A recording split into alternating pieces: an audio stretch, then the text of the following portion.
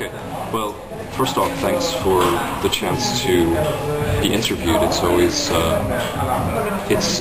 somewhat flattering, and I think beyond that, it's nice. I think your questions are really clear and helped me, learn a couple of things. So in the process of answering them, I hope I can maybe add a little bit to what I had already come up with when I wrote these to you in email. But I remember that in regards to the first of the two questions, this is a question about what advantages artists had in Göteborg that you might not have, say, in Stockholm or Berlin.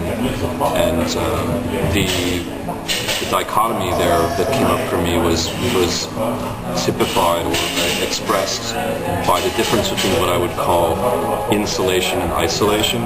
So as most artists know, when you live in a major capital city, there's a lot of energy that's expended on essentially paying the rents. So if you're living in just New York, let's say, or London, it can be quite extreme, the sort of overheads or the excise that you pay to survive in that environment. Obviously, there's a lot of advantages that come with that, but I think it's sort of an illusion that people have that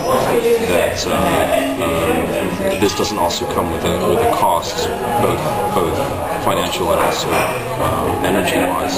So for me, the wonderful thing about Göteborg as an environment is that you are to some degree insulated from the demands that a larger city would put on you, meaning that you're not necessarily having to fight tooth and nail, as we would say, for everything that you need in order to have the space and time to be creative.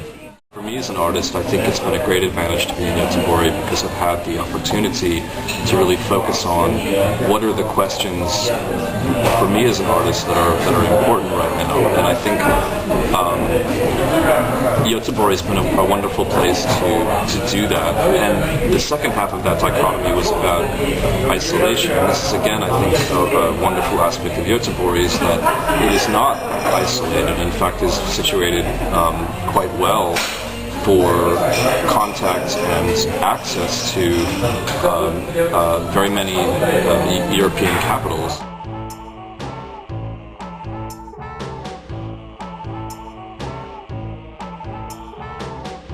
As a media artist, one of the aspects of my artistic practice that is fascinating is the way in which different mediums, whether it's video or photography or writing, have an impact upon the meaning or the play of meaning that's created.